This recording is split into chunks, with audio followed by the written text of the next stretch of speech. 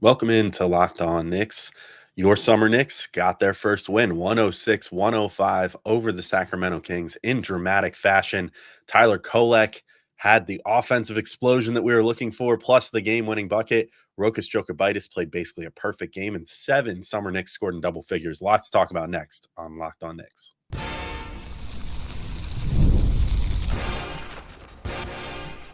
You are Locked On Knicks, your daily New York Knicks podcast, part of the Locked On Podcast Network. Your team every day. All right, welcome in to Locked On Knicks. Today's episode is brought to you by Gametime. Download the Gametime app, create an account, and use code LOCKEDONNBA for $20 off your first purchase. Terms apply. And I want to thank you guys for making Locked On Knicks first listen today and every day, whether you're checking us out on your favorite podcast platform or taking in the sights and sounds on YouTube. We appreciate you making us a part of your daily routine. Make sure you hit that auto download function on your favorite podcast app or the notification bell on YouTube so you never miss an episode.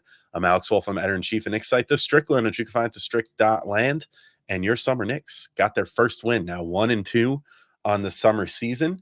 They're going to have 2 more games now, actually. It was announced they have a 5th game added to their regular season now, which is cool. So they're playing Detroit on Friday night and then Atlanta on Saturday night, kind of in prime time, I think like 6 o'clock. So you might get to see, I mean, if it was another rough day for Paco Mdadier this game. But, if he kind of gets his stuff going on Friday, maybe we get to see that primetime matchup, a rematch of a game that they played in Europe last year between Dadier and Zachary Risachet in that Saturday game. So I guess we'll see. But for now, great game against the Kings. I think the Knicks almost blew it, which is not great. They managed to hold leads for a large part of this game, I would say. I think from the first half through the second half, things looked like they were maybe starting to build a lead that would be sustainable and that they would be able to ride through the end of the game, and then kind of fell apart down the stretch a little bit, but picked it all back up and put it back together. And Tyler Kolek was the main reason for that. 21 points, eight assists, 4 rebounds, 2 steals, 6 of 14 shooting, 3 of 5 from 3, and a game-winning layup and a game-saving rebound for a second-chance floater. Those are exactly the sort of things you want to see out of Tyler Kolek to try to show that he can do a little more than just pass the ball. Like Gavin and I in the last episode kind of said, we wish that he would not be quite so deferential, that he would look for his own shot, call his own number a little more. 14 shot attempts in this game. He definitely did that. I don't know that they were all always the prettiest, but I think that he did a really good job, especially down the stretch, of proving like, hey, if you need to get a bucket late in the game, I can go do that for you. And I don't think that's something he's going to need to do on the big Knicks too much, especially not this coming year with Jalen Brunson on the team and all the other star power that they have, all the other big shot makers that they have for late in games with, Mikal Bridges and Julius Randle and Dante DiVincenzo and all these various guys that they already kind of lean on for big shots like that. But still good to see. I mean, you want to see out of your point guard that he has that alpha mentality in him when he needs it, and can also distribute for his teammates when you need it. And that was exactly what we saw to Kolek here. It's just, it always feels good when I know that there's 0 chance of this happening, but it's always just funny when Gavin and I record an episode and then it releases, and then the very next game, some of the things we talked about happened. It felt like Kolek listened to Locked On Knicks or something. But I'm sure that the Knicks coaches had similar ideas of like, hey, dude, like go out there, go get your own shot more, see what you can do. I thought the catch and shoot threes looked really good too. They looked really smooth, looked really quick. I do wish that we would maybe see him move a little more without the ball. I feel like he kind of just like will pass the ball off to whoever, and then if he's kind of spotting up for an off-ball attempt, he'll just kind of chill there, where he previously was, and it worked out a couple times. But I do wish that we could see some opportunity for him to not have the ball in his hands and maybe have Rokas bring the ball down more, have Kolek try to move without the ball, get an off-ball screen, try to get a 3 off of that. Like if he could add that to his game, considering his size, I feel like that would be really useful. I mean, working off screens off ball is a great skill for any size player, but we see Jalen Brunson operate this way sometimes, where he's really good at moving without the ball if Julius Randle has it or something, and is good at finding his opportunities that way. So if we could see more like that out of Kolek, I think that would be fantastic. But yeah, I mean, through 3 games, I still kind of feel like he's almost to the point where he's a little too good for summer league, and almost is just ready to just kind of retire from summer league and be get ready for the main Knicks roster. But I don't think that's going to happen based off his mentality and how he's been speaking about how he wants to lead this team and whatever, and how he's doing whatever he can to like help the team and blah blah blah. I don't think they're going to set him down at any point, but I feel confident in saying his ability to get guys on his hip, to make that like perfect read on a pass, like those are the things that are going to make him an NBA player right now. I don't know necessarily if the scoring will always translate just yet. I don't know that he has like quite the bag, like that shifty quality that Jalen Brunson has yet as an undersized guard to kind of find his own shot at the NBA level just yet. I mean, we even saw he kind of struggled with it a little bit in this game, like 6 of 14. Not a bad line, but it's not, it's not exactly lighting the world on fire.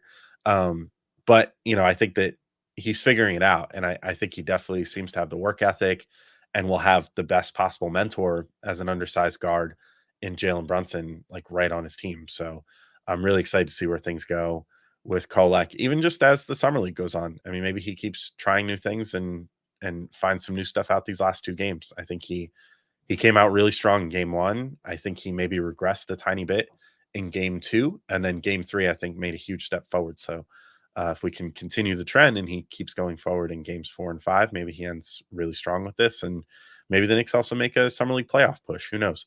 For whatever that's worth. But then let's talk about Rokas Jokubaitis as well, who played arguably an even better game, which is crazy, but didn't get as much time to shine, unfortunately. A persistent problem with Rokas in the summer league so far. One of my biggest complaints in the summer league thus far is that the Knicks are not playing him nearly enough.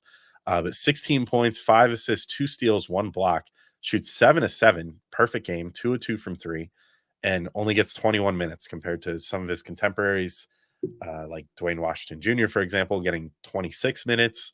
I don't know. I don't know how you don't have Rokas closing this game. And I feel like, honestly, a lot of the closing moments where it seemed like the Knicks were maybe going to blow it, I feel like would have been different if Rokas was out there instead.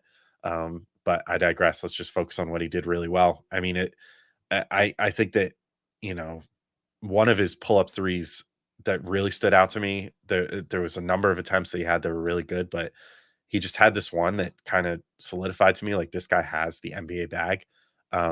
He was on like the left side of the 3-point line. If you're looking at the hoop, he was on the left-hand side and just kind of stalled there with a nice little like hezzy dribble, had Skapintsev come over to set a screen for him, but just waited that out perfectly because the screen was, the screen had to be a little further down, sort of. Then it wasn't like a right on ball screen because like Rokes's man was sort of hanging off him a little bit. So he waited perfectly and didn't let his man close up on him by thinking that, he was going to make a move. Just kind of stood there, hesitated a little bit, made the guy think like, oh, is he going to drive? Is he going to, go up for the 3-point shot here, whatever. And that was enough time for Skapintsev to get in there, set that really good screen there, and then Rokas to go to the right around it. And just, I don't know, there was something about the way that he did the step back that really stood out to me. Like, he was going so slow around that screen, like just sort of taking his time and sort of lulling the defense to sleep. And then all of a sudden, in a split second, just hit that step back, like got into the step back super quick change of pace, planted his feet, and within like, barely any time at all had that shot up. I just thought it was a very NBA possession of him, a very good move, and just showed really good change of pace, change of direction ability that, again, I don't mean to keep invoking the guy on the Knicks that is like potentially a top 5 NBA player, but like a lot of what Rokas does, I feel like with the timing and the precision of how he handles the ball and how he gets to his spots, kind of reminds me of Jalen Brunson, which hopefully isn't what you call it, heresy, or whatever, to say that, because Brunson is obviously so amazing. But I just think that he really is doing a great job of, showing off his skills that could translate directly to the NBA. Also had 2 really nice steals, another sort of Brunson-esque quality, being opportunistic with getting his hand on the ball. One of them was to tie the game up in the early goings. He kind of just had a steal off ball, took it into transition, took a midi off that. I don't totally love that decision. Maybe not the best shot selection, but his midi has been so money during this summer league that it's tough to fault the guy if he feels like it's going in. I can't really argue with him at this point. And then another one he had late in the game, in the fourth quarter, I think shortly before he got taken out, which again is just frustrating. But got a dunk off of it where he just had a great sense of someone on the Kings was backing down a guy on the Knicks, didn't have his eye on the ball. Rokas was over in the corner and he just broke for it like a safety, like a safety in football, just sprinted right for it, poked that ball out, got immediately out on the break, ran it right down for a transition dunk. That was a fantastic heads up play too. That put the Knicks up 4 in the third when they really needed some separation at that point. So that was great too. I also thought he had a really nice relocation catch and shoot three off an assist from Kennedy, where he was on one side of the court. Kennedy had it, and then he just worked his way over, got over there, caught the ball, and in stride. Like his defender didn't even get caught on a screen or anything. Rokas just was so quick with catching that ball in stride and then getting into his stance and getting that shot up that the defender didn't have a chance. I mean, the whole transaction took place in, I don't know, half a second from the time that the ball touched his hands to the time that he was shooting it. Just brilliant shot making there and shot taking. I just thought this was a masterclass game from Rokas. Definitely, I would say that the game of the Knicks summer league so far, like the best game, and that even includes his teammates game, Kolek, in this game, who had a really good game too, and obviously had the big shots down the stretch, but Rokas didn't really get that opportunity, so you can only judge him on what he was able to do, and what he was able to do in this game was just phenomenal. I think he's pretty much done everything that he needs to thus far, and I mean, I'm sure he'll play the last 2 summer league games, but I think so far through 3 games, he's proved, one, he's NBA ready. He's ready to come in and play in the NBA, whether it's for the Knicks or another team this year. If they end up like trading him as part of the deal to get more center depth or whatever, I don't know what's going to happen there. But number 2, I think he could theoretically share the court with Jalen Brunson. Like he proved that in this game when he was out there with Kolek. He occasionally brought the ball down, but mostly, played off ball with Kolek. And even with some of the other players on the team was playing off ball, but also shown great instincts when he has the ball. Had the 5 assists in this game too. I mean, he's a great passer. He has great timing. I mean, I think, I hate to say this, but the presence of Rokas and the fact that the Knicks could sign him potentially to a deal like Kolek's, which would be like 4 years for roughly like $2 million a season, or like $2.5 million. It makes me feel pretty comfortable about if the Knicks had to include Deuce in a deal to, get that center depth that they desperately need right now. If it's like Deuce and Precious sign and trade or something, traded to go get someone who makes, I don't know, $7 to $10 million a year, something like that. So you can bring in that center depth that you need behind Mitchell Robinson or possibly in front of Mitchell Robinson. I feel really comfortable about that now just because of what Rokas has done during the summer league. So huge ups to him for how good of a summer league he's had. But the bigs had good games as well. Ariel Hukporti had a really good game. Dmytro Skapintsev had a really great game. Damian Baugh, I feel like, deserves a shout out after this game too. And it's leading to a really interesting debate in my head, at least, of how these last few Knicks roster spots are going to be used. So I'll talk about all that and more as we continue on Locked On Knicks in just a second. But first, I got to let you all know that this show is brought to you by Gametime. And let me tell you, baseball games in the summer, it's one of my favorite things. I've not been to one this year so far, which is disappointing, but I love going to Mets games, whether they're good or bad. I'm glad that they're playing better right now, but whether they're good or bad, Citi Field tops for food and atmosphere and just a fun time, no matter what. All the investments put in by ownership, whatever, in the stadium makes it a phenomenal place to go catch a game. So I'm definitely, over these next couple months before the end of the baseball season, I'm going to be going to a lot of baseball games, I think. And when I do, I will definitely be using Gametime. Gametime is an authorized ticket marketplace of Major League Baseball, which makes getting tickets faster and easier. And prices on the Gametime app actually go down the closer it gets to first pitch if you want to just last minute go to a game. With killer last minute deals, all-in prices, views from your seat, and their lowest price guarantee, Gametime takes the guesswork out of buying MLB tickets. And there's a lot of great features on the Gametime app that I really like. Last minute tickets, flash deals, zone deals. Those are all things that you can take advantage on there. Last minute deals save up to 60% off buying last minutes for sports, concerts, comedy, theater, and more. Flash deals, you can save even more with exclusive in-app deals on select seats ahead of the game or event. And zone deals, you can save even more when you choose a section and just like Game Time, choose your seats. There's all kinds of ways to save money, especially if you're like me and you're the type of person that sometimes just wakes up one day and goes, I kind of want to go to a baseball game today. It's great for that. So if you want to check it out for yourself, go see what kind of deals you can find for the Mets or the Yankees. Maybe you're a Yankees fan. Download the Game Time app, create an account, and use code LOCKEDONNBA for $20 off your first purchase. Terms apply. Again, create an account and redeem code LOCKEDONNBA for $20 off. Download Game Time today. Last minute tickets, lowest price guaranteed. All right, and we're back in, continuing talking through this 106-105 Knicks win over the Kings, Game 3 of the Summer League. Big time nail biter. And obviously, it was the story of the 2-point guards, which is why they led the show. Tyler Kolek with that game winner, but wouldn't have got there without some help from his friends. And 7 players finished in double figures for the Summer Knicks in this game. Justin Lewis and Dwayne Washington Jr. among them. But I'm going to talk about the 3 guys that caught my eye the most here. Which is Ariel, Hukporti, Dmytro, Skapintsev, and Damian Baugh. So Hukporti first, 11 points, 10 rebounds, 2 assists, and a block in this game. I know it's kind of a silly skill to point out. I don't know, or maybe not silly, but to me it feels a little silly because it just kind of seems like a given that most NBA guys can do this. But his dunking stood out to me in this game.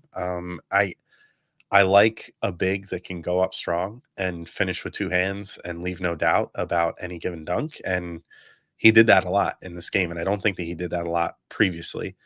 He had 1 or 2 dunks in the first couple games, but even some of the times where it looked like he could have dunked, it seemed like he sort of just laid it up softly. And, I'm like, dude, you're big, and it seemed like the coaching staff maybe told him that too. Like, you're a large dude. Like, if you give one quick move, one quick like head fake or whatever, and get your defender up in the air or get them out of the general vicinity of being able to actually challenge you, like you can just go up and dunk that thing and be totally good. And he did that almost every time in this game. And instead of kind of going to the little hooks and floaters and stuff that he was going to in the first couple games. So I really like seeing that from him, like seeing him go up, finish strong. I also thought the rim defense looked a little better in this game. He secured a block, which was good.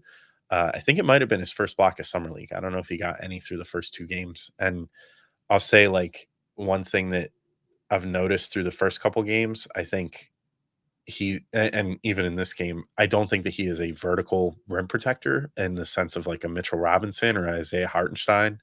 I think that he's going to have to learn to be sort of like Taj Gibson. And, if we remember all the way back to, I think it was 2020 to 21, when Taj was backing up Mitch, or Taj used to start in place of Mitch. I think the year prior to that, like when those two used to play, they used to both have pretty good rim protection numbers, but played it very differently. Where Mitch was more about intimidation, getting the blocks, the raw stats.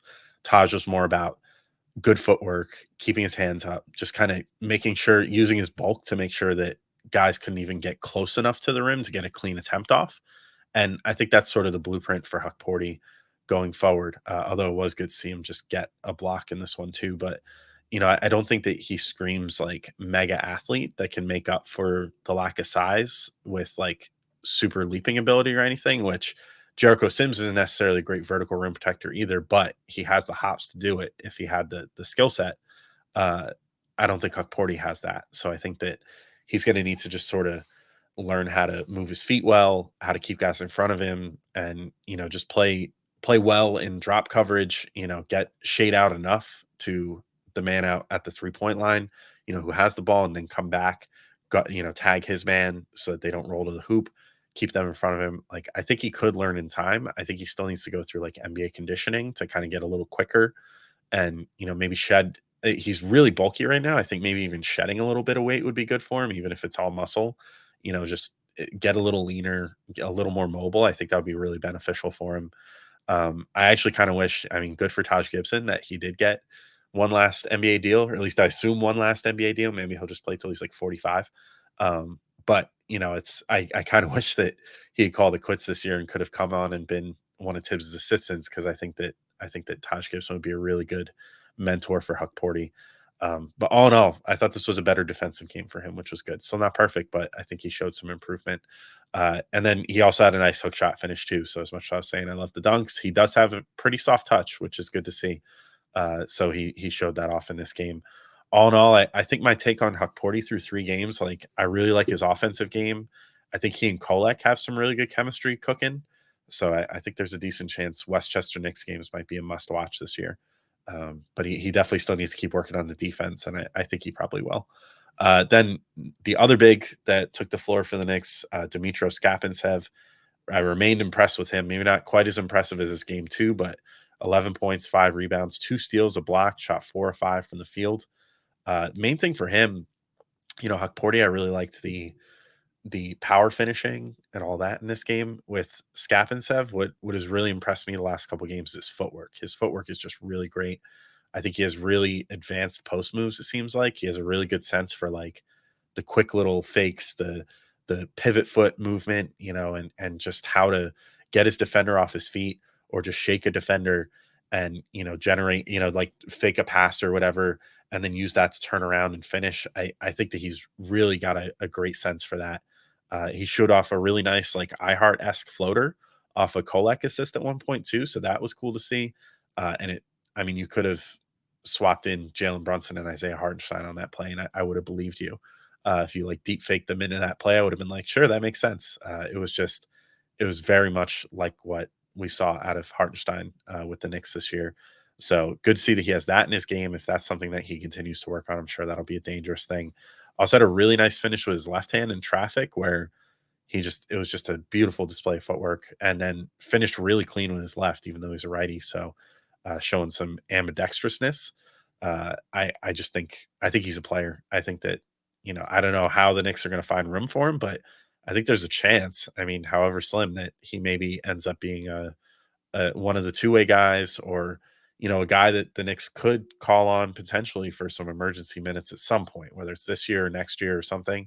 If they can keep him kind of in their system, I like him a lot. I think that he's got a lot of potential. It's just going to be a matter of refining all of it, getting his defense hammered out. I think there's still a lot of stuff he needs to learn as far as like timing and placement on defense, but he's shown some of that, like the raw ability to generate steals and blocks and stuff. So hopefully he's able to keep doing that.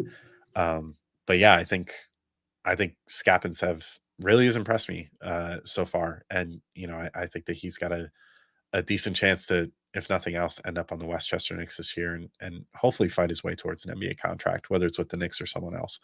Then Damian Baugh, I thought, had a really good game too. 16 points, 2 boards, shot 6 of 11, 3 of 8 from 3. His catch and shoot release, I think, is super clean. He showed that off in this game at 3. The 3 makes he had from 3 were all catch and shoot, and just beautiful. Like caught it right in the shooting pocket, got it right up before the defender could get there, and it was good passes too. But I thought he had a really nice game from 3. Also had a really nice driving finish for an and one at one point that stood out to me.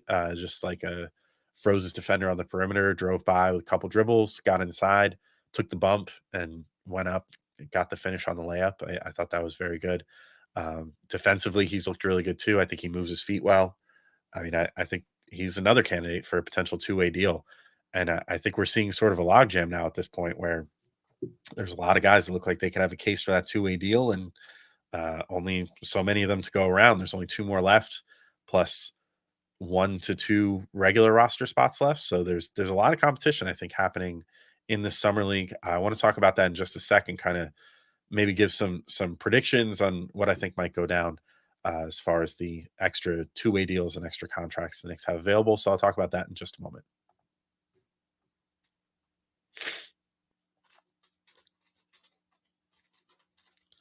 All right, and I'm back in to talk through not just this game anymore, but kind of the overall situation for the Knicks. So they have 2 more summer league games left. A lot more time for these guys to kind of try themselves out here for the big Knicks or for the Westchester Knicks or any other NBA team. I mean, obviously, some of these guys might not end up with the Knicks specifically, but I kind of talked about this a little bit in my last solo show. But I feel like the race for these last few roster spots is getting very interesting thanks to the summer league.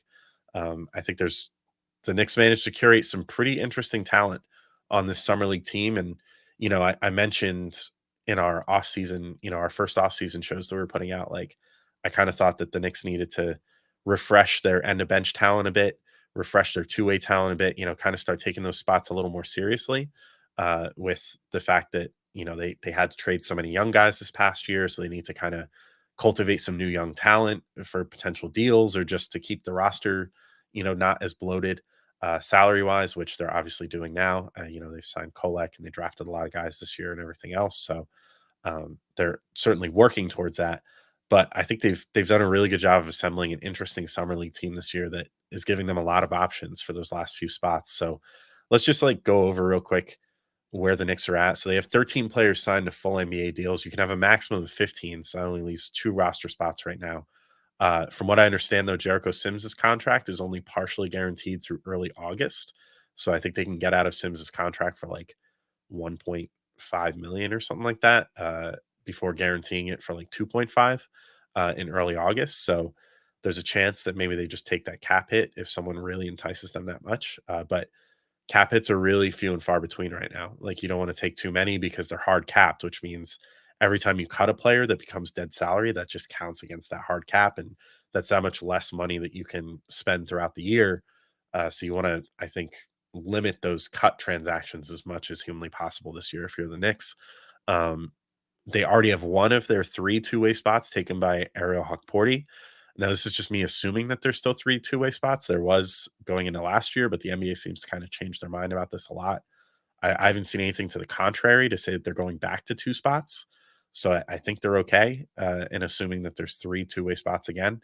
So the Knicks should have 2 two-way spots remaining. So assuming the Knicks don't make any trades, I would think that you figure they sign Precious back, which would take up one of those 2 full-time roster spots, which means they have 1 full-time roster spot left with the taxpayers mid-level exception available, which is about $5 million, which would allow them to pay a veteran, roughly 2 million more than what they would get on a veteran's minimum, depending on years of service. Plus they have 2 two-way spots. And then when you talk about the guys they have available for those spots, they have Kevin McCullough, who, don't forget about him. We haven't gotten to see him in summer league, but, pretty big time college scorer, good 3-point shooter that the Knicks got late in the second round. I figure he's probably a prime candidate for one of those two-way spots. You have Rokas Jokubaitis, who's been showing out. You have Skapintsev, who I think has been really good.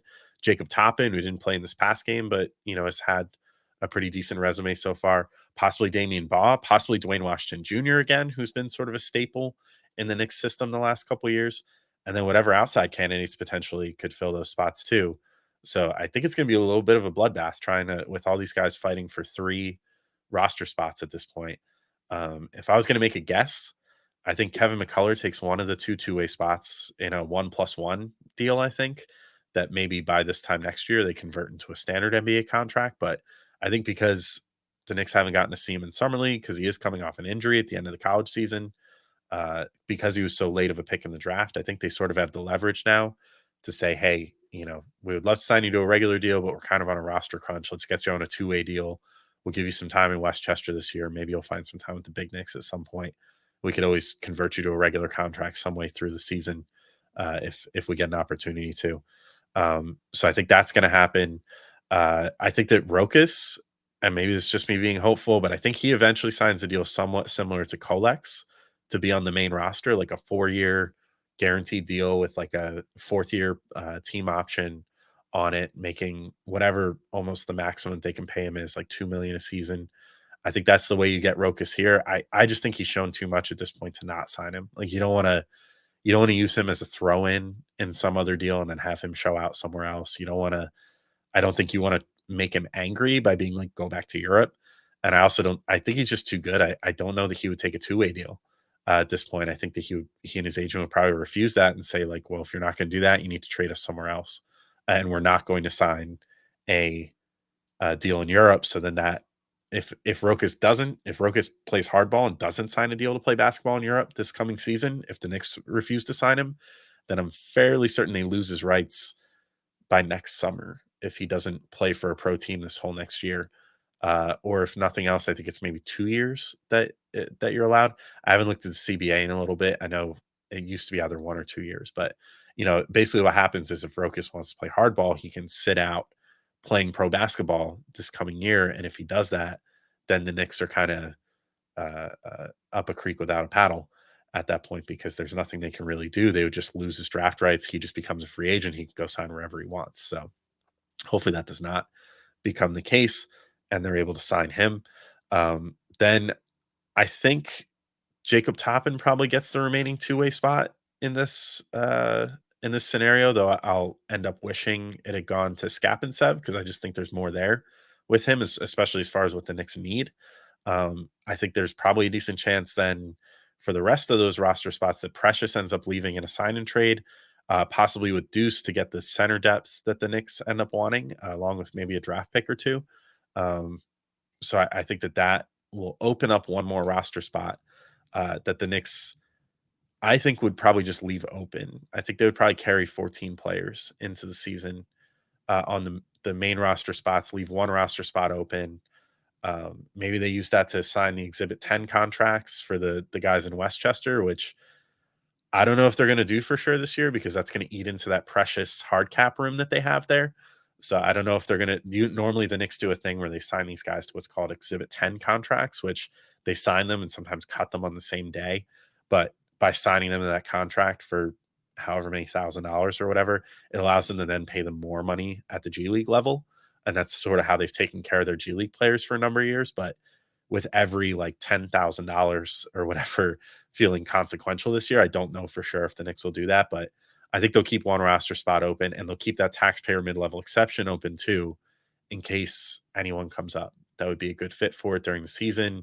If there's a buyout candidate or whatever, though that taxpayer mid-level does get prorated at a certain point. I think after the trade deadline, that gets prorated like on a day-to-day basis and becomes less and less valuable. So we'll see what ends up happening there. But that's my prediction at the moment. But of course, we have two more of these summer league games to go to see what these guys have. Maybe someone else shows out. Maybe Rokas just signs this deal before summer league is done. We can only hope. But I guess we'll see. Either way, thank you all for listening. I'll have you covered for the other two summer league games this weekend. And Gavin also has a cool episode coming where we're going to talk campaign a little bit. So you get a little scouting report on campaign from our Locked On Sixers colleagues. So lots of good stuff coming up. Until then, thank you all for listening, and I'll talk to you soon. Peace out.